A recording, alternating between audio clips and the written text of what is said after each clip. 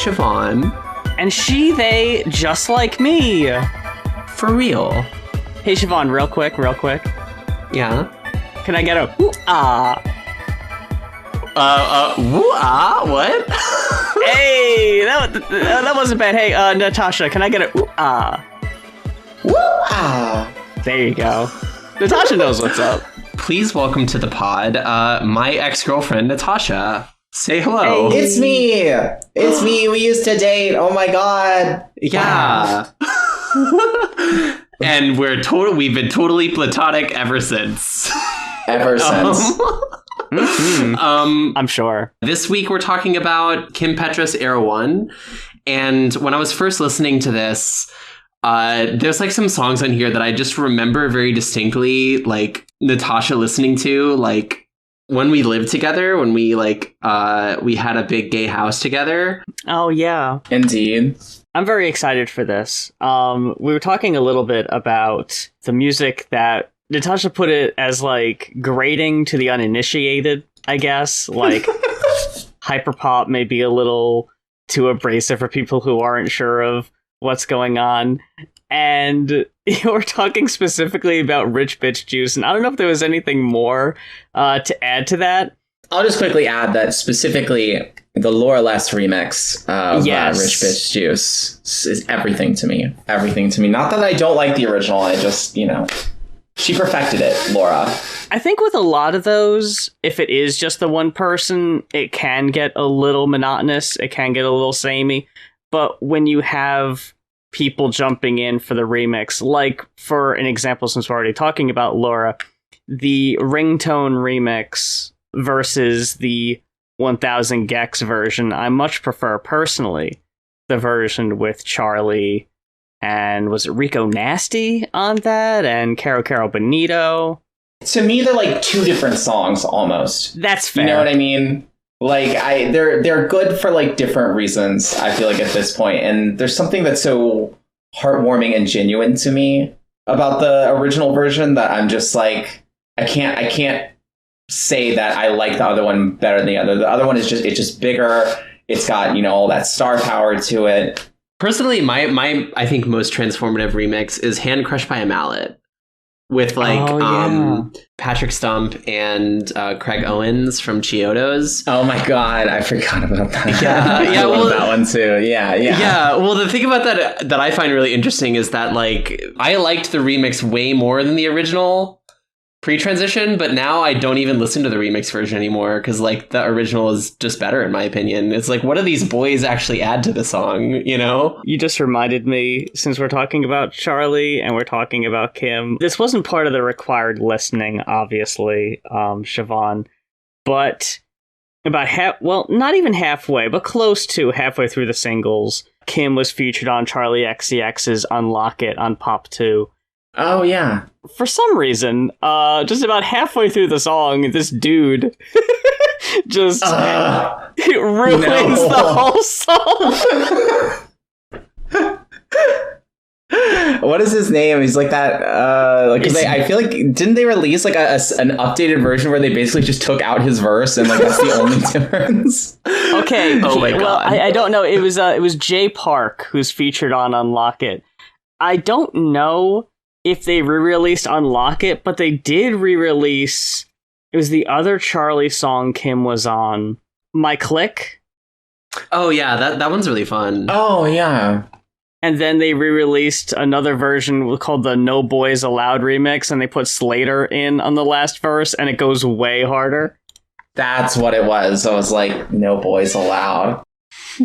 That's such a good remix, yeah. It's such a fun idea. I love that. See, all these were kind of like, Siobhan and I were talking earlier about Trixie and Katya with something that I watched a lot of back in the day pre-transition, to also just kind of like feel cunty and just a little like in tune for watching sure. that and not really realizing what the deal was. We were binging episodes of in the hotel room in Atlanta the day we went to the Kim Petras show.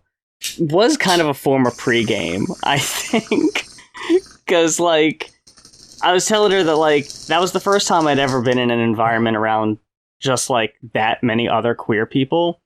It was the first time I wore makeup outside, like in public. Ooh, big moment. Big moment. It was huge. And I wouldn't come out as trans for like another 2 years. Yeah, many such cases. I did that. Actually, yeah, I was going to say, I think it was like a year between me putting on makeup and then me being like, because I don't know, I was so repressed that like when I actually got to the point of putting on makeup, I was just like, okay, obviously there's something fucked up inside. You know, I'm just kidding, but you know. Yeah. Obviously there's something beautiful inside of me. Excuse me. Of course. Yeah. I feel like I've been yapping. I want to hear y'all's experience with Kim a little bit, past and present.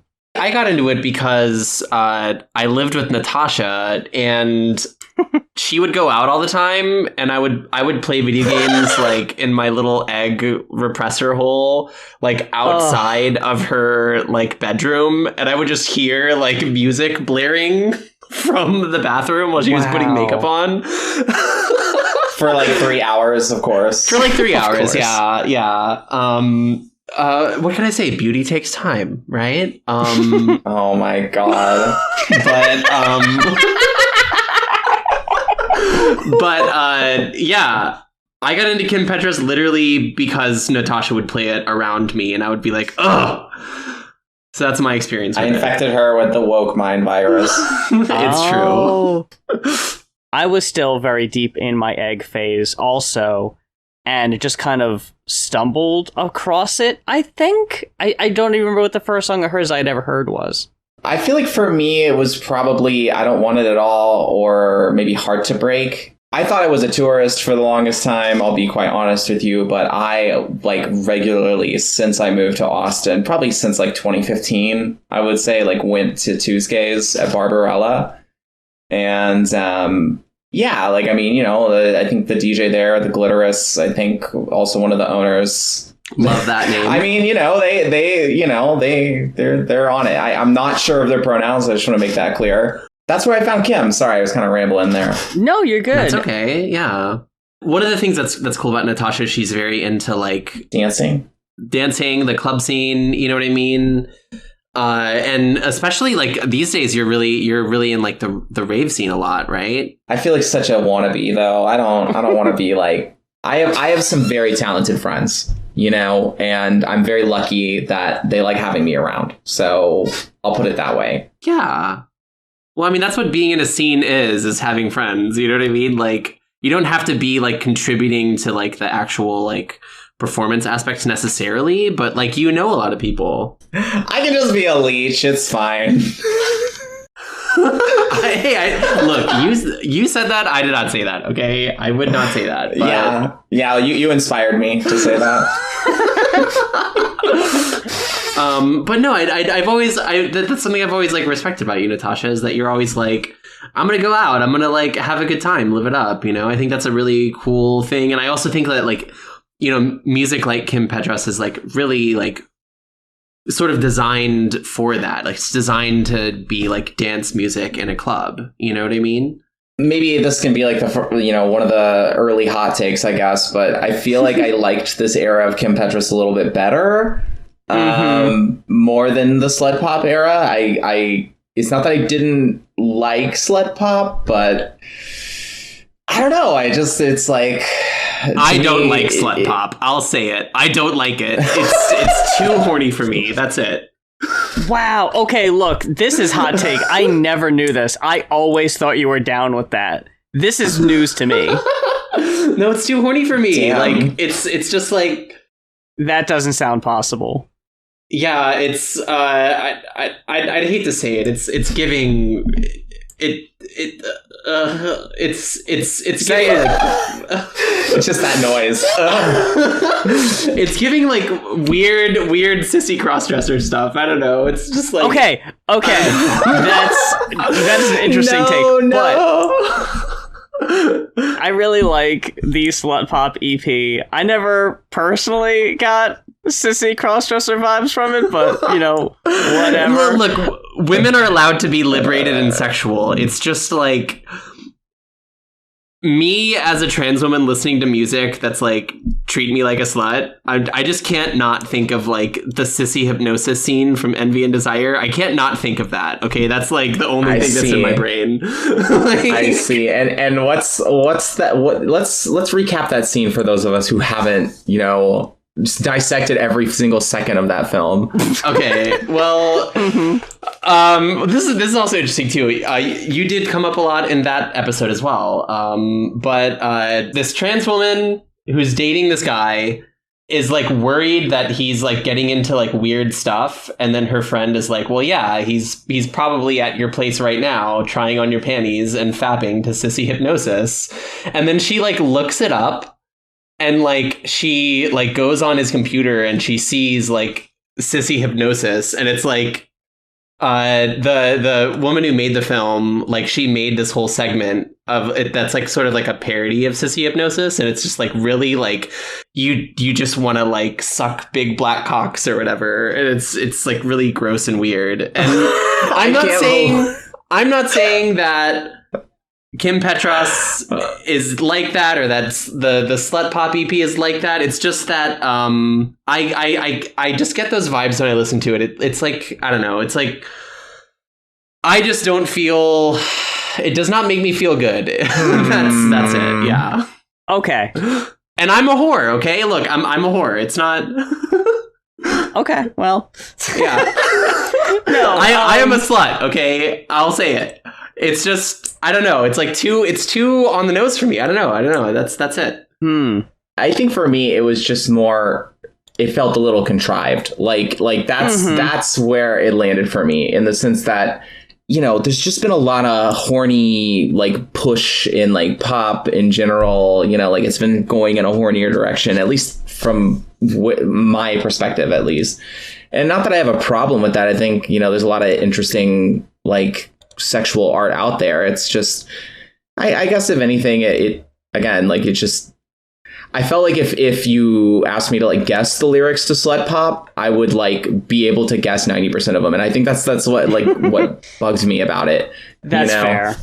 That does remind me, though, now that we're talking about it, of a very strong feeling I got when I was listening to Slut Pop. Was after, and I don't know if we should be doing this in chronological order or not, but after hearing the Era 1 tracks that we're going to end up discussing, and the public perception and the public image of Kim on social media and everything, was that she was like a giant dork. And when I heard this EP, there was a lot of times where I'm like, are you really like this, though? Like, okay, yes, exactly what I was thinking. Where I was like, Kim, you don't have to do this for us. You've done enough, hon. Sit down. Yeah. I think I was like trying to get at that a little bit, where it feels like put on like a costume, right? Like, I see. Yeah, and like the fact that like she's a trans woman making the music also just it hits so weird, because it's like, and the other thing, like, didn't like Dr. Luke produce a lot of that too? Or all of it. Yeah. All of it. Yeah. And that also hits weird. You know what I mean? It's just like okay, that's why I was wondering why she was controversial. And then you just mentioned Dr. Luke. I was like, the pieces have fallen into place. Yeah, I think he produced all of this stuff too, right? Am I wrong? Also, I feel like I need to note for the listeners at home, I am a millennial boomer, unfortunately, 1993. So like there will be moments where I'll be like, how do you not know this, Natasha? And that's why. So, just warning y'all. Okay. Has Siobhan told you how old I am? No. I turned 38 this year, so don't worry about it. Oh my god. Okay. Yeah. No, I'm the baby. Hey. 1985? 87. Okay. You're 2 years younger than my brother, Michael. Okay. Well, they're just like, let's not talk about them. They're lame. How about that? They support me. I love them, but they're dorks. Yeah, so they're just dorky dudes. It's very weird. Yeah. I mean, I like there them with too. like I'll come in there with like the sickest fucking fit, and then they'll just be like, "That's dorky clothes." I'm like, "Shut the fuck up! You don't know what the fuck you're talking about." Yeah, they're in like a fucking like Nintendo shirt and cargo shorts, both of them. It's like the same thing they've worn for the last fucking 40 years. They're in the peanut butter gamer fit. Yeah, exactly. So what are we gonna do? Oh, we're gonna go to a dive bar and maybe we're gonna do karaoke. Wow, exciting, thrilling stuff, guys.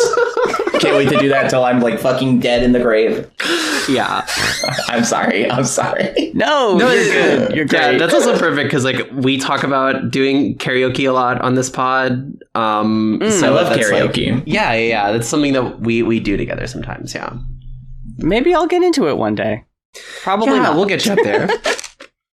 Oh, okay. Is that what it's gonna take? We'll see. Yeah, I'll drag you kicking and screaming onto the fucking stage, and it'll be really easy too because you're like 5 foot. Make her rap for us. Yes, I'll put on fucking Eminem. I'll be like, all right, let's see it, real Slim Shady. Let's go. Oh God, no. Okay. Maybe I don't want you to visit. Fuck that. Oh my God. Oh, no, you're not going to keep me away. I know. Okay. I think the reputation Kim Petras gets is that she makes music for annoying white gay boys. Those are my people. Yeah, so she gets a lot of criticism, a lot of flack from trans people. A lot of trans people I've noticed don't really fuck with her. And I wonder if part of it is because she, like, never really brings that up. Yes, I am glad that you started this thread because I was going to bring it up if you didn't. That it's not, I don't think she's stealth. I think she's open about the fact that she's trans. But at the same time, it's like, you could totally not know. Like, my brother... I don't know. I was just talking to Drew about this, where it's like she transitioned when she was like 7 or something like that. Something right? Nuts like that. Yeah. Where it's like, I'm just, I'm going to try to be as fair about this as possible. I am insanely jealous of that. Oh, like, of course yeah, I would have wanted to do that. And it's like that level of privilege is something that just like, you could never fully acknowledge. I feel like it's almost like it's like 1%. And I hate to quantify it. I don't think it can be quantified, but it feels like 1% away from being cis. Right? Am I right? Or no, you're right. You're right. It just feels God, because it's like I don't know. I'm not gonna go into too many details. I want to be respectful still. But let's go ahead and get into these songs. Yeah, which one do we want to start with? I figure it makes sense to go in order of release. Okay. Which starts with I Don't Want It At All. Oh, I was hoping they were released in rainbow order, like it is on the Spotify playlist. Yeah, they I mean, you want to do it that way? No. Okay. So yeah, we're starting with Pink, with I Don't Want It At All, released in August of 2017, going back a ways. This is 5 whole years before I transitioned. That's absolutely insane. I remember this being one of the first songs of hers I'd ever heard and thinking it was really obnoxious at first, but now it's easily one of my favorites. Yeah, this song bangs. It was so done up that, like, I think that's what got through to me, even in my, like, dumb, like, repressed brain at the time, was just kind of like, oh my God, like, this bitch literally does not give a fuck about her man. Yes. Like, if you don't cash this fucking check, I am gone. And it's kind of funny because it's like you go back in time and it's like songs like, what is it, The Lowdown? Is it Boss Skaggs? I don't know if that's his name or whatever. Oh, but wow. Yeah. Yeah. That's like the sort of inverse of this song, right? So that's a crazy pull. I think it's a good thing because, frankly, it's like, women can be evil. I'm not saying that they should, but they can. And yeah, let's have a song about that for once. Yeah. You know what's really funny is that we start with this song where it's, I want all my clothes designer and I don't want to have to buy them. And it's like, yeah, fuck yeah. Then you look at all of the other Era One singles and almost all of them are like down bad, simping, or sad over a guy. And it's like, we don't really get that energy or attitude again until like maybe the Clarity album. That's, I think, what was missing from a lot of these other singles. What, that like untouchable energy, like yes, like literally. Like, I think so, but like, I don't know. I think the magic of this song is that it's sort of this like woman fantasy, sort of. It reminds me a lot of, have y'all seen Pretty Woman?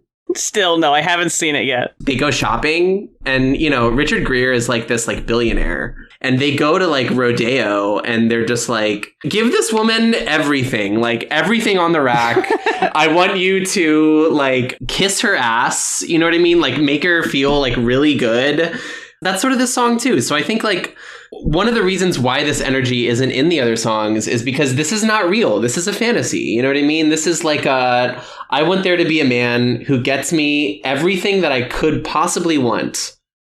And, you know, that's often like the fantasy with men, right? Is that like, you know, they are providers. They'll provide for you. They'll make your dream come true, you know? I think in terms of being like a femme bottom, it is a sort of power fantasy, right? You know, yeah. But I think it's important to note that obviously there's thousands, millions, you know, uncountable ways to be a woman, you know? So I wouldn't say it's like every woman's ultimate fantasy, you know? Right, but it's mine, so no, I'm kidding. But as we're all aware, Siobhan, I feel like that, though, you know, Moth, you made a great point, like not having that sort of like defiant energy in the other songs from Era 1, like, you know, I kind of missed those. And then the ones that stuck with me are the ones that are like not really about relationships at all. If we're not talking about I Don't Want It At All, you know, it's sort of like Faded and like 1, 2, 3 Days Up. But I don't want to get too far into those. Okay, that's fair. Like we get a little bit more of this, Kim, on Feed the Beast, which comes later, but we kind of talked about before that, like, maybe not as hot on that era.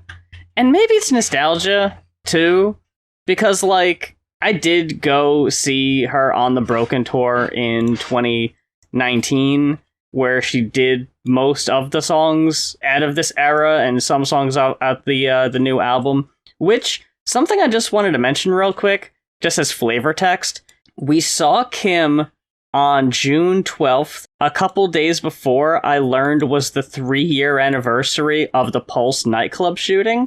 And in the back of my head, I was so fucking nervous that it was going to happen. What if someone else remembers that? What if someone decides to do that again? That made it a little hard to enjoy 100%, but that's just because I think too much and worry too much. Siobhan and I have a mutual friend who I remember they were expressing a similar thing about going out to Barbarella one night. And I don't know, I just remember what I said to them at the time is like, that's like what the shooters want. You know what I mean? Like they want us to be afraid to go out, you know? And yeah. I think it's too is like, you know, it's, if anything, a free chance to be brave, because being brave is being afraid and doing it anyway. Yeah. Spit. For any of you eggs listening, you know, people will laugh at you, but you'll feel so like self-satisfied and certain in your decision that like, you know, it doesn't even matter. Like that's actually like not even the point. Yeah. Like the people who laugh at you are a waste of your time. Yeah. So move on. Find better people. Shall we move on to song 2? Woohoo! I think the shift from I Don't Want It At All to Hills, personally, I think it's a bit of a drop off. I actually do not remember this song. I looked at the lyrics and I was like, I don't remember this. This to me is an extremely forgettable one. The "If you want to pop pills in the hills, I gotcha." And I was like, this is so dull. I do not care for this song at all. Kim, what are you doing? Hey, she's just singing about girls. She's just singing about boys that she likes. You know, that's fine. Like, it's fine to be like, oh, these boys, you know, that's cool. I mean, a lot of it. I mean, Hillside Boys is that too. But I think Hillside Boys is a much more interesting song. And that's just because I'm partial to the more pop-centric, the more lively Kim songs. So songs like Hills, songs like Homework, I don't love as much because it's not the fucking verbose, in-your-face, bitchy, Kim attitude that we've got up to that point. I'm so sorry. I'm going off of the Genius track listing because I don't know the release order. Fuck! And I thought we were talking about Hillside Boys. So oops. Which I was like, what do y'all mean? This isn't a drop off. This one's fun. But yeah, Hills is okay. I love Hillside Boys. What? What are we on? Wait, hold on a second. What song? Which song about Beverly Hills are we talking about? Hills. We're talking about Hills. Okay. We're talking about Weezer. My God. I'm so sorry. Okay, Hills. It's interesting that y'all really liked the first one, but not this one, because this one also has a very similar untouchable attitude about things, which I think is fun. It's also very openly hedonistic in a very similar way. It's just don't you want to do drugs and party? Isn't that fun? And it's a pretty straightforward, simple pop song, but I think it has its moments. It's a little bit more. It's not as bubblegum poppy as the first one, but it didn't have that energy. I think that was it for me too. I'm also reading the verse on the feature, and I'm not loving this either. So. Oh, the feature! Early Kim really hasn't got her foothold yet of what is this? What am I doing? Also, I've got a creepy straight guy writing my shit for me, so maybe he's not going to be as in tune with the girlhood. I've got Dr. Luke, I've got this Lil Aaron guy, and I don't know, maybe you should have had some women on your writing staff, is all I'm saying, for some authenticity's sake. For Hillside Boys, I think is a completely different shift. I think Hillside Boys, it's probably in my top 3, top 5. Yes, I agree. I don't know why it has to start with such a long bong rip sound, though. Goes on forever, it feels like. It's true, yeah. But no, I like this song a lot. It's just that coming into your own in the summer, and then when summer's over, so are the summer romances, and then it's just back to the yearning, I guess. This is the T-girl version of Boys of Summer by Don Henley. Oh. Yes. That's what this is. I thought you were going to say Cool for the Summer by Demi Lovato. Oh, okay. See, I like that better, actually. Okay. It's a little more recent, but I mean, it is what it is. I was alive for that, too. I think maybe these songs make up some sort of cyclical feature that has to come back to the human consciousness every 30 odd years. I don't know, 10, 15 years actually is probably a better gap. Yeah. I don't know. I can't math right now. I also wasn't alive for Boys of Summer, so I can't math either. That came out 3 years before I was born. Thank God. Yeah, and Summer Lovin' had me a blast. You know what I'm saying? Oh, well. Great, funny. And then Cool for the Summer is very similar. Yeah, absolutely.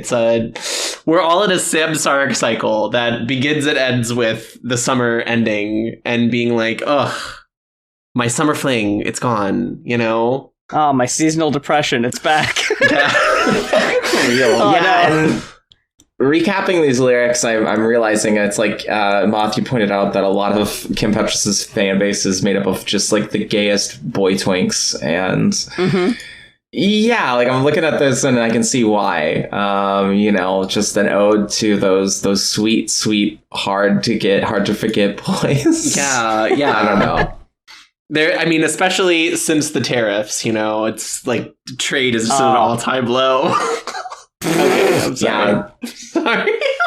Then we get Slow It Down, which, I don't think back in the day I was very big on because it was also, it's a slower track or whatever. I appreciate this song so much more now, just because it's such a fucking sexy song, it really is like a slow jam. It is slower. It's also a little bit more about like kind of falling for someone a little bit that you're sleeping with, and that, you know, it gets like confusing because like sex is this like very like emotionally charged thing often, or it can be. I like it. You know, it's also like, I don't know, it talks a lot about like bodies and like the actual like physical sort of like act of love, which I think is very like interesting, and it does it in a kind of a tasteful way, which is, you know, I don't know, it's a nice it's very like, especially compared to like the slut pop era, it's very like sweet as opposed to like in your face with it, you know what I mean? I think it kind of goes back to pre-transition not having an appreciation for a song like this versus having been transitioning for 3 years, kind of like being more in touch. And a song like this does feel sexier, of just like, like you had sent me a couple songs that were like, ooh, yeah, like I was telling you that we could have had this playlist that was like way more hard and fast, very much like slut pop and everything, which like now I don't really relate to as much in a sexual manner. Now it really is just like, no, slow it down just for a minute, you know? And it's like, I think it just speaks to me more now. Yeah, it's like, you know, not just sexuality, but like sensuality, you know what I mean? And I think, yeah, especially like the longer I transition, the more I'm into that kind of song, when I'm like wanting to like yearn for like a sexual moment or encounter, you know, because I think like a lot of it is like you kind of touched on, you know, like in the before times, you really don't feel attached to your body. It's sort of this weird object that you don't really like, you know, or at least I don't. That was my experience. I don't want to speak for anyone else, but like, same. No, it was mine too. Same. Yeah. So like being a lot more in your body, and like having a song that sort of like explores that is it's interesting, it's sweet, it's like enticing in a way that's like, you know, it's definitely sexual, but like it's I don't know, there's something else to it, which is nice. Listening to y'all talk about it, you know, that definitely helps me to appreciate the song more. I did, you know, I only listened to it a couple times, but you know, I guess especially like looking through the lyrics and stuff like that, you know, I just feel like this was so touching. I don't want to be like, I don't like the song. You know what I mean? I mean, you can say something like that music is not as like, it doesn't have as much of a drive to it. And also like maybe Kim Petras isn't really good at like this kind of song, or like maybe this era wasn't like that for her, you know, because like, yeah, like looking at the lyrics, I feel this way about it. But are you putting words in my mouth? I am, yeah. Like looking at the lyrics, I definitely like, I feel the way about the lyrics, but I think I do agree with you that like this is like musically a little bit more forgettable than some of the other ones, just because it's like, doesn't really vibe with like the other sort of musical ideas she has going on. I don't know. It just, you know, it just didn't do it for me. I mean, you know, it's like sometimes I don't know. It's just like sometimes the song just doesn't hit. I think a lot of it does come down to the fact that, like we talked about earlier, not even specifically that you've got dudes writing your stuff, but when it's just a bunch of, like, well, 3 people for the most of these songs, and I don't know how much, well, it says she has involvement in all of them, but I don't know to what degree, that it can definitely feel like there's just a lot of ideas here. It's not really cohesive yet, you know, like I don't think we have any sort of consistent vibe until Clarity, I don't think. That is a great point. It is kind of all over the place, you know, but at the same time, I do think that the pop aesthetic is very solid, very consistent. It's just like, I'm glad to see that she experiments on songs like these, you know, and other songs as well, but it doesn't feel like it's a really like a complete exploration. It feels like a survey. Yeah, trying to find what lands, pretty much. Like, is this one gonna be the vibe? Is this one gonna hit? Yeah. Exactly. Well, it's also like not a full record too, right? Like these are just like individual songs that were released. So it's like an interesting era of her too to be exploring.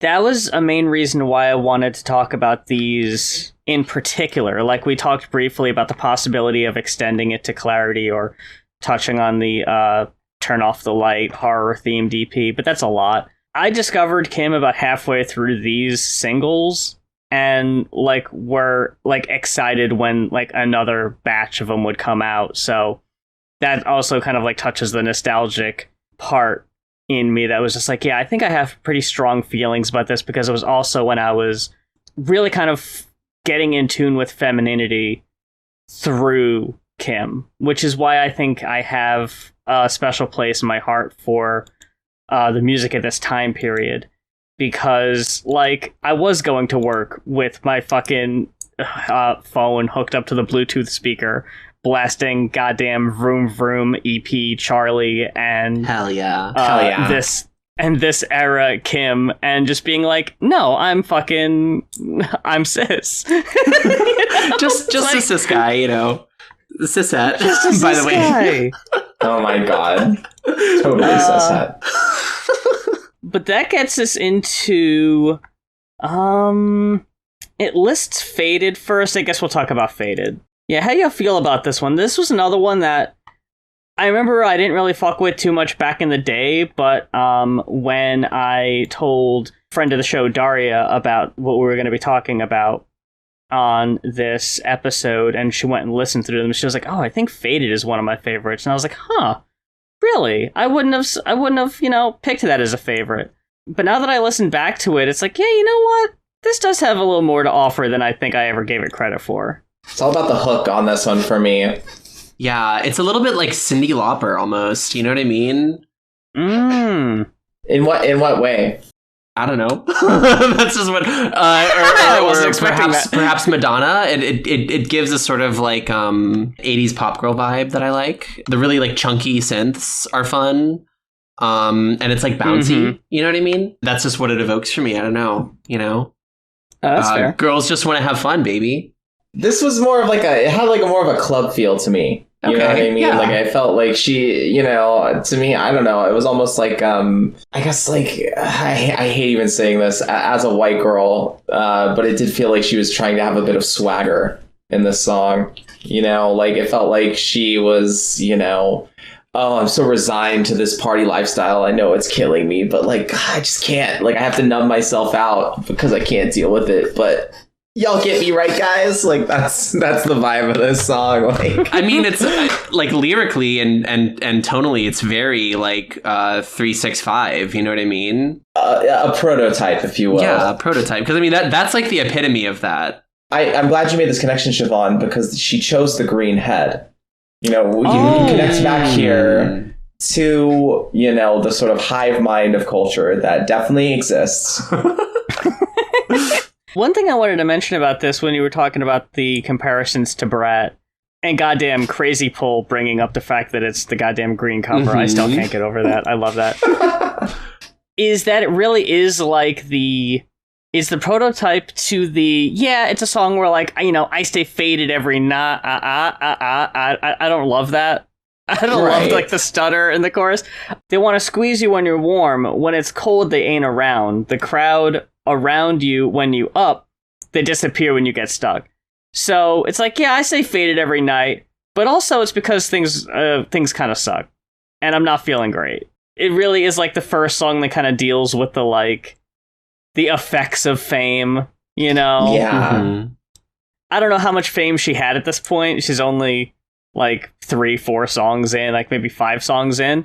But maybe it was starting to pick up speed. Maybe Hillside Boys was a bigger hit than I remember. Yeah, it kind of reminds me of like how on Panic at the Disco's first record, on the second song on the record, they just start talking about how like everyone in the scene is fake and like the record wants to like fuck with them and things like that. And you're like, y'all are like 17 and the record label is just Pete Wentz thumbsing up at you everything you want to do. So like where is this even fucking coming from? Like it's very like people write songs about this, right? Heart to Break though. Heart to Break. For me, it's really hard to beat Heart to Break for me. Like, it might be my favorite song on here. It's such a gut-wrenching song, and I mean, it truly is. It's like Siobhan actually alluded to this earlier. It is truly the inversion of "I Don't Want It at All," where it's like, now she is too obsessed with this man, and keeps going back to him, and I'm like, that's like, to me, that's like the lowest of the low in terms of like, I don't even want to imagine myself in that situation. Yeah. Ugh. I don't know what this is like at all. I've never experienced this. Yeah, no, I'm perfect. I definitely don't fall for people too hard and then get anxiously attached. Yeah, it doesn't happen to me. I mean, that's what makes it such a well-made pop song, is that it's so catchy. And in that sense, like, the structure of the song like conveys the message, right? Where it's like, you keep coming back to it, you know, like, I'm going to give you my heart to break, right? I don't know. Yeah. I like that. I like that about this song, and I can see why it's your favorite, Moth. I mean, musically, too, it just goes so hard, and I love the chorus. Like, it for me, it's one of the hardest hitting songs musically.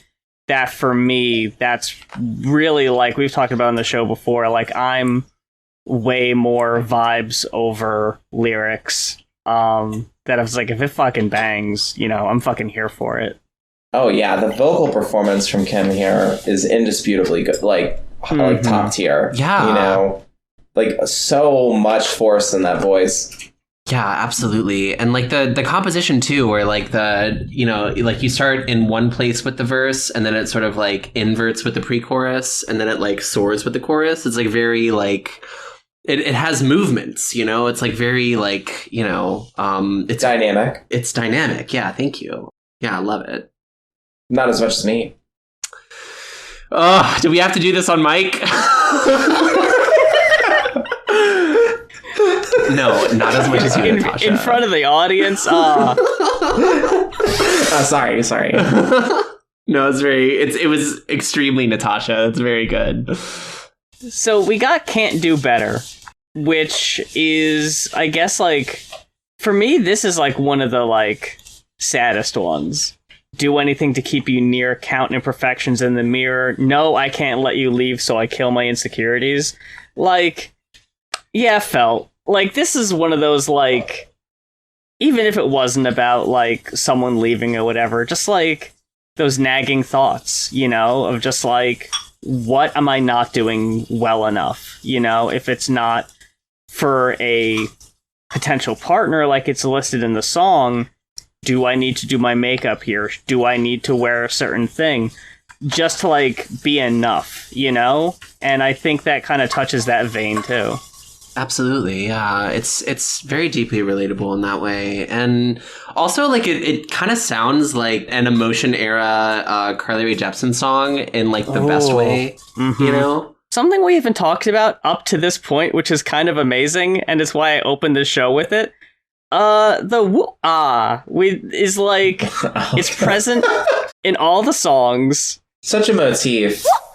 Yeah. I like that she'll still occasionally do it, but not nearly as consistently as she used to.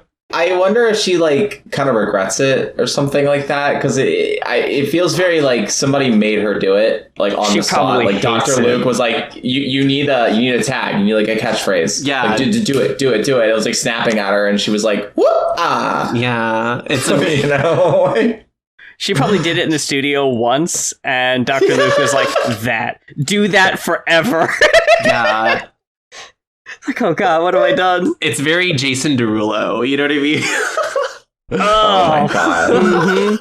Yeah, I'm sure he hates that too. Like, you have to. Let's compare and contrast, and not to be, apples to oranges here, but It's Charlie Baby. That's so iconic. Like, I don't know, just like the way it's delivered. She can like change it however she wants, and has like done it in a dozen different ways. I fucking love that tag. But then this one just feels kind of forced again, which seems to be a recurring problem for Kim. Kim is like very sincere all the time, and like Charlie is not sincere. Charlie is like post-ironic, you know what I mean? So like I don't know if I fully agree with that. I don't know, but like Charlie has this like cunty vibe to her where she can change up how she says something because it's like she doesn't really she gives this like I don't really care attitude, you know, where like I never really feel like Kim Petras doesn't care. You know what I mean? Like even I don't want it at all. Like yes, I'll agree with that. Yeah, I like even at her most untouchable, she cares a lot actually. Yeah, and like I don't know. I think the difference maybe with Charlie is like I feel like there's like originally like she was kind of undecided about whether or not she wanted to do pop or more like electronic music. Mm-hmm. So like in that sense, she was like that's where like her willingness to like work with like experimental artists comes from. You know, so it's like it's not from a place of not caring. It's just being like this doesn't have to be a pop song. It's where it feels like Kim Petras is like I want to be a pop star. Yeah, absolutely. And yeah, you know, I also want to like revise my statement. I don't think that one is better than the other. I just want to clarify that. Okay. There's not one choice that's better than the other. Yeah, no, I certainly agree. And I also don't want to say that like Charlie clearly cares. I guess what I mean is that like she often will have this like distant positionality within her kind of like music and her persona. You know what I mean? There's like her untouchability comes from like just being kind of distant from it. I don't know. It's hard to elaborate more than that, I guess. But that's sort of what I was getting at. Not really that she doesn't care. She's blessed by Athena. Yeah, that's what it is. Yeah. Okay. All right. Yeah. Protected by Pallas Athena, noble-headed and wise. Okay. Yeah. Damn, Natasha. So what do you think about all the time? Oh yeah. I think about it all the time. Oh my god. Every day, huh? All the time. Yeah, I mean, it's sort of like a very straightforward pop song, you know? There's nothing wrong with that. It's good. I'm not in love with it. Not in love with it, but like, you know, I've been listening to this like while digging my fucking holes and working way too much. And it definitely gets the shovel moving, I'll tell you that. It gets the shovel moving? It gets the shovel moving, a euphemism, yeah. I just... If you told me my song it makes it sound like I'm used to, like, you know, forced labor in prison camps. I'm sorry. Shit. Look. Capitalism comes for us all, okay? And sometimes you Kim Petras makes it better. Kim Petras makes it a little better. Yeah, absolutely. A spoonful of Kimmy makes the capitalism go down. Yeah. Yeah, but also like honestly, the I want to do it every day, all the time. Like I love digging, but God, do I want to do it every day, all the time? Well, I am. You know what I mean? Like. And is it a little straightforward and perhaps like a touch phoned in? Yeah, me too, girl. Like, I like the little pop she does. That's super fun. I do like that a lot. I wish there were more moments like that in her stuff. That it's like, let's take a second from the straightforward formulaic pop song. Let's do something different and fun. Because it's like, you know what I'm going to say. You know what I'm about to say, but then I twist it on you, you know? Like, that's just a fun thing to do, like, musically. I don't know. There's, like, so many examples now that I'm, like, struggling to pull one out from the thousands that just rushed to my mind. Mm-hmm. But what is the one... I keep comparing her to Charlie. I feel so bad. I'm such a Charlie stan. I'm sorry for everyone listening. Hey, I don't think anyone's gonna fault you on that. It's from Brat, where it's like I want you to come to my party and like, you know, put your hands on instead of my body. She says, I want you to put your hands up. Like, you know, she says it, and you know, you're like, oh wow, wow, okay, girl. Yeah, and then it like skips too. It's fun. Yeah. From there, though, we go to 1, 2, 3 Days Up featuring Sophie. Featuring Sophie. Still, Dr. Luke producing this one also, which is a bummer because he also wrote it. Huge bummer. I would say the Sophie influence isn't super noticeable if you didn't know. That's what I just realized, because I did not realize that, like, before doing this podcast that Dr. Luke did all these songs. right? Which is crazy. But that was what I always wondered about this song, having like, you know, it's still in my one of my playlists for like working out from like years ago. But I don't know, like I was just like, I if you had not put featuring Sophie on this, I probably would not have noticed. I definitely would have at least been like, the sound here is more experimental had they not like featured the Sophie feature, sorry to be redundant, but so prominently, you know. The damn son, where'd you find this? That like starts low and then it like modulates higher and higher. That's like the only moment where I'm like, that was Sophie. You know what I mean? Like, also, I gotta say, isn't it crazy that we've been doing this podcast for a year and this is the first time that we've talked about Sophie? Like, transgender media podcast, and we're just bringing up Sophie right now. Well, why haven't y'all brought up Wendy Carlos?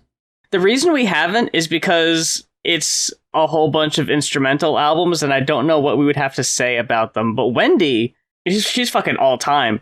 Whenever I have people over who want to see the CD collection, I don't know if you know, Natasha, but I got like 3,500 CDs. Like, it's kind of a big deal, and everyone loves me for it.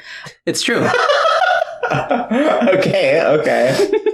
When I was younger, Weird Al was one of my favorite musicians, like one of the first musicians I got into really big as a kid. Same. Really? That's sick. Yeah, Running with Scissors. For me, I think Bad Hair Day was my introduction, but only like one album off. Yeah, both of those were two of my first CDs ever purchased, so... Yo! Yeah, look at us! Yeah. I love this. I'm so hyped right now. Yeah. You know, Weird Al is something of a transbian himself, I will say. No, we're not saying that about Weird Al. Look, all I'm saying is, when I fucking saw the Like a Surgeon music video and he was writhing around like Madonna on the gurney... Oh my god. That was a moment, yeah. You get some ideas, is all I'm saying. The little belly rolls and like the mesh crop top like belly shirt he does at the end. Look, I'm just saying. Who's the girl who did Envy Desire? Because she's taking big notes right now at this moment. Oh, she ain't listening to this one. Yeah, she's not listening to this one, Champ. But well, maybe, I don't know. I'll send it to her and be like, "Hey, you came up a couple times," and then she'll listen to it. Hush. I was gonna say her name isn't in the title, so she's not gonna listen to it. Yeah. Oh my god.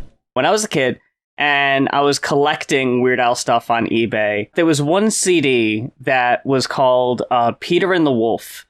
And it was a collaboration between Weird Al and Wendy Carlos, where Wendy Carlos did all of the instrumental parts where every animal in the story is represented by a different instrument, and Weird Al is the narrator. But Peter yelled, "Don't shoot! Billy the Bird and I have caught the wolf.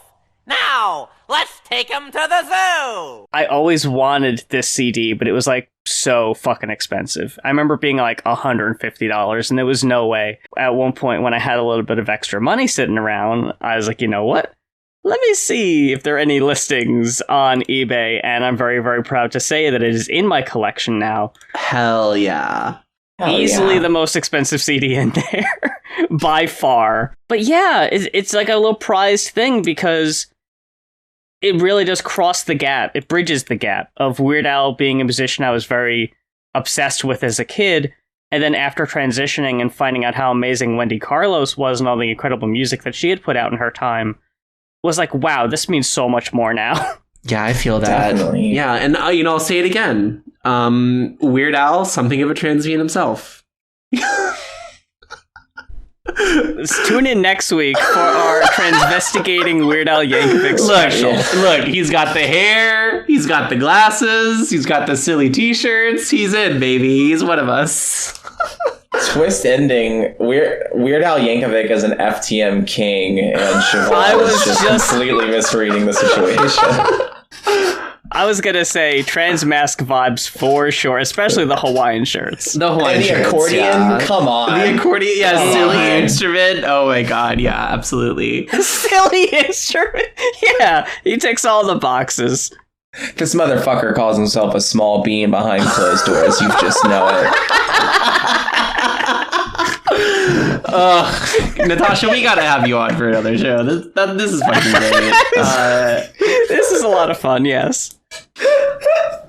Damn, son. Oh, gosh. Where'd you find this? Where'd you find this? Also, notable in this song, I Want to Party with Jesus is an all-timer line.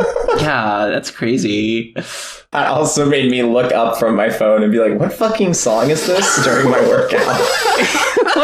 I want to party with Jesus. It's like, wait a minute. What the fuck? I was like, oh, okay. All right, went back to working out. I was like, all right, Kim. You're fucking on one. That's fine.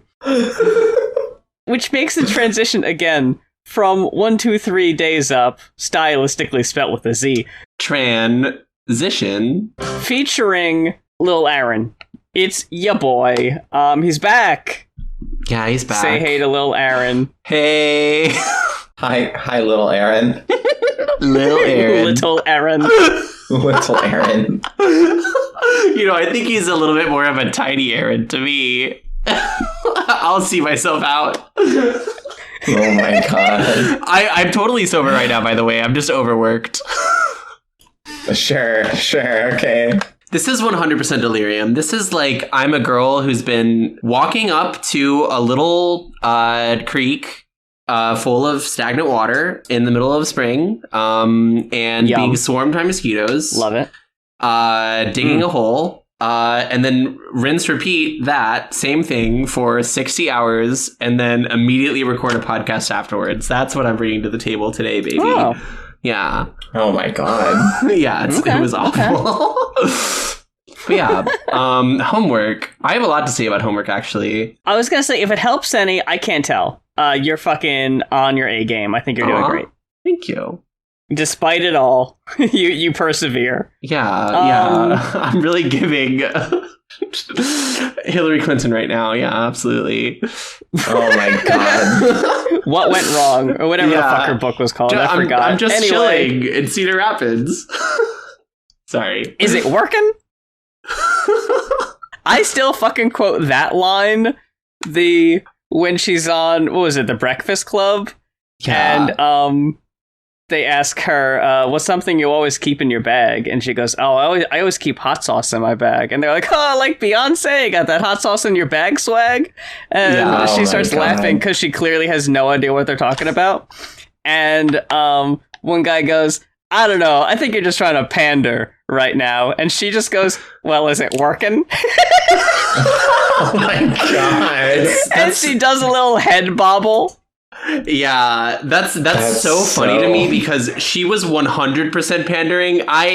She knew about the fucking Beyonce thing, okay? Like, she was trying to steal Obama's swag because Obama is, like, friends with Beyonce or whatever. And she was like, I was in the Obama administration.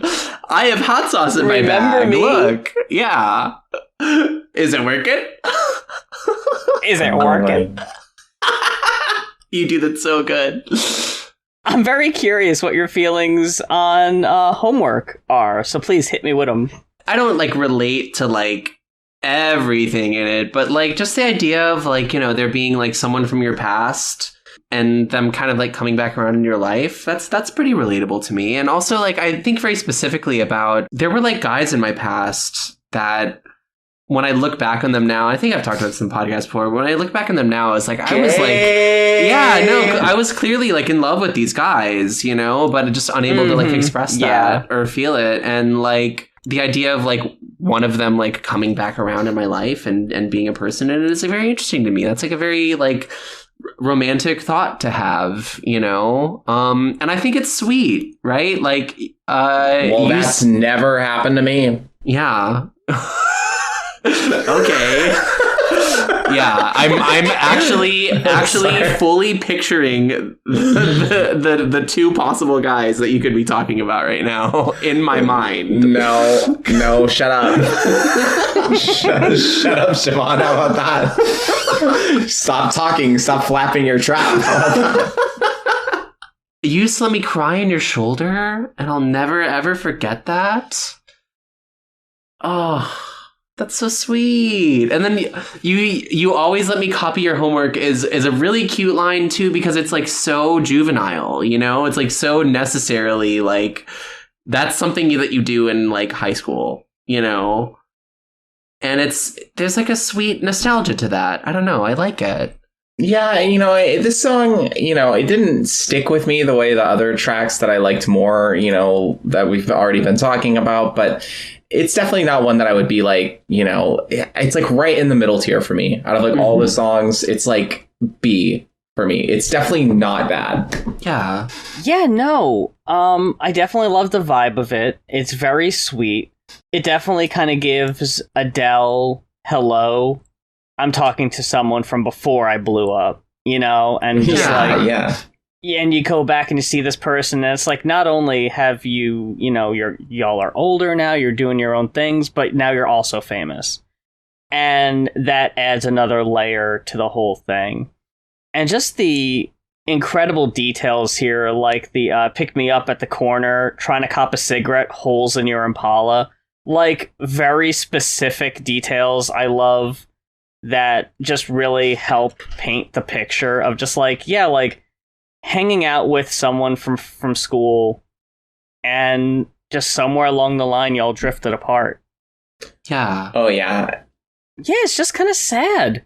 But then I think it's kind of funny where she just kind of says, yeah, I was feeling so cool when we rolled up before school, and sometimes I want it back. Been so busy counting stacks. Remember how we left off? Looking back, that really sucked. That really sucked. It's just, yeah, I guess so. Oh my god. It's sort of, I don't know. I am not the biggest fan of that, just because, like, I mean, yeah, like, high school does suck, but, like, the whole point of the song is that you're evoking this nostalgic vibe. And then you kind of like pull your punch a little bit right at the end. I don't know. Also, I will say, like, for deflated the song a lot for me. Yeah. And yeah, like lyrics do matter ultimately. Yeah. I mean, especially changing from "you used to let me cry on your shoulder" to "so while I'm away in LA getting paid, just know I'll never forget that" is like, yeah, I'm not gonna help you or anything, or like come visit or anything, but like, yeah, I'll think about you. Like, fuck off. It's a little bit like, how do you like me now? Like Toby Keith. You know what I mean? Shut up. Oh my god. Fuck off. Yeah, Kim Petras really was copying off of Tim McGraw on this one. Remember the hell you just said? I want the date Toby Keith died, and then just some random date for Kim, and just goes, "Welcome back, Toby." Yeah. That's so funny. The world hasn't been the same without your gift. Wait. Was it Toby Keith who did "I Want to Talk About Me, You Want to Talk About"? Yes. Oh my god. Okay, I'm sorry, I just have to share this. I can't not share this, but it was like literally 2001. Like 9/11 had fucking happened. Like, I remember that shit. And my dad was torturing my mom with that fucking song by Toby Keith. And yes, for the audience keeping score at home, my dad already talked way more than my mom. He just pretended like the song was about him. Oh my god. Which the premise of this song, if y'all don't know, is that, the wife won't shut up. So it was so insulting. Like, looking back on it, it's just one of those moments where I'm like, my dad was a piece of shit. I love him, but he was very misogynistic. Yeah. And again, for folks keeping track at home, this is the second episode in a row we've referenced 9/11. Who could have foreseen? On the two album discussions that you'd probably expect at the least. And we're talking about Kim Petras, we're talking about homework. Throw 9/11 into the mix for flavor text. I like that. Yeah, I never forgore. But, I will say about this song, like, I was, like, singing its praises a little bit, but it is not one of the ones that I added to my liked songs. Like, it's an enjoyable B-side, but it is not going into the liked songs playlist. Yeah. The songs that are in my, real quick, looking at them, Can't Do Better, 1, 2, 3 Days, I Don't Want It At All, If You Think About Me, we'll talk in a second, Heart to Break, and Hillside Boys. Those are the only ones, actually. I don't even have Slow It Down. I should add that one, actually. There we go. I have Faded, All the Time, Heart to Break, and I Don't Want It at All. I actually don't have... Well, okay, yeah, this is still in the playlist. For some reason, it's not showing up as liked. But for 1, 2, 3 Days Up, still in the playlist. I have Can't Do Better, 1, 2, 3 Days, I Don't Want It at All, and Heart to Break.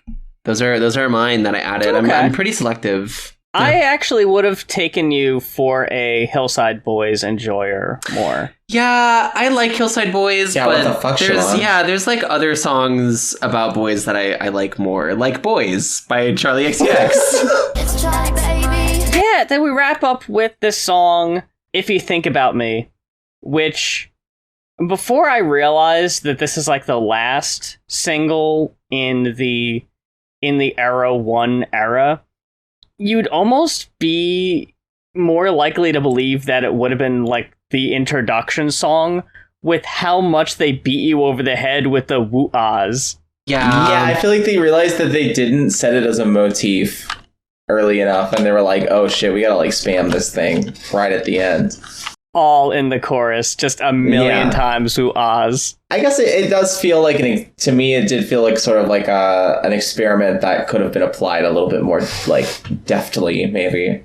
It's a little bit more downbeat as well. I don't know. This one did not really like stick for me personally. It's not the strongest one for sure. It's a bummer that this is the last one we're talking about, but you know. Yeah, but also like it makes sense why it's in your liked songs, Moth, because it also is very Carly Rae Jepsen a little bit. Yeah, that's true. That's a really good point.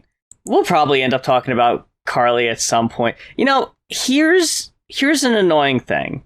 And here's why we haven't really talked about Sophie on the pod either. I remember you mentioned this before and I forgot to elaborate on it. But someone requested us talk about the Sophie album on Going Off. Oh.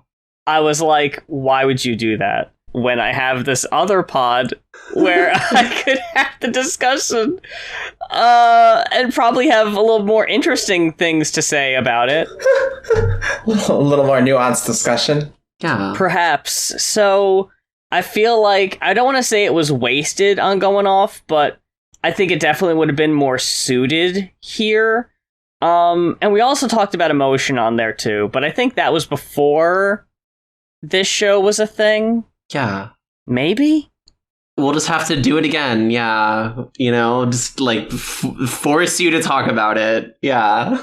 Listen, if they can make the last Harry Potter be like 3 movies or whatever the fuck they did, we can talk about the Sophie album twice, you know? So true. You're fucking right. That's an excellent point. So true. I know we weren't going to talk about the whole thing going forward here, the Clarity album. I think it is a spiritual successor. I think a lot of the same songs kind of have a similar vibe to the Era 1 stuff. So that's why a lot of the Era 1 playlists include Clarity. I had asked you about it and you were like, 11 songs is plenty. I was like, yeah, I guess you're right. Yeah. We don't need to talk about all these two. We'll cycle back to that record. Forever. Yeah. We'll have Natasha on again, and then we'll talk about Clarity. It'll be fun. Siobhan, how much were you paying for me for this again? We'll talk about it off mic. Is this coming out of our joint expense? It is, yeah. All the podcast money we make in the shared account, you know, like. Sorry, no caviar and mimosas tomorrow. Just tomorrow, though. I had plans for that there, Cash. Oh my god! Dang it. Well, yeah, this was a lot of fun. This was a lot of fun. Mm-hmm. I love this so much, and I love that we had the two sides discussions, because I like introducing you to these songs, Siobhan, and getting your opinions on them. That would have been a fine idea too. But to have the like, we're gonna fucking bond over this fucking very nostalgic period of music with someone I've never spoke to before in my life. Mm-hmm. I am not really that into Kim Petras, so I was like, because like she's such a big name, I would like someone else to be on who can like talk about her like more at length. And also I thought it'd be fun to have Natasha on because like she's come up a couple times and I mean she's cool, right? Because of so many like songs you've shared and stuff like that, I already knew you kind of had a soft spot in your heart for this kind of stuff. And we've talked about slut pop in the past, which is why I was kind of surprised when you had such a take on it. I was very taken off guard by that. I love the pause right before you said take. Such a take. That was definitely a take that Siobhan had. How much of a read do I want to put in here? I love everyone. But I was just going to say that too. I love y'all, and I think this was such a fun chat. And yeah, we definitely need to do this again.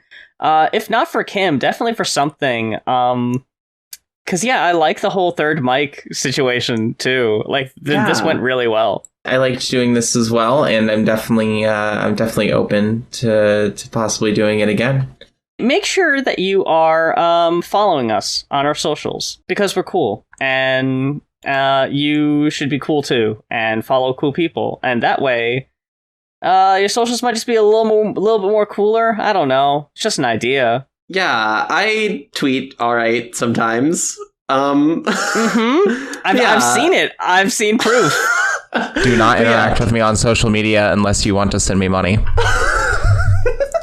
Send Natasha money. Or do not interact with me. And other than that, as always, stay strong, bitches. Yeah. Stay strong, bitches.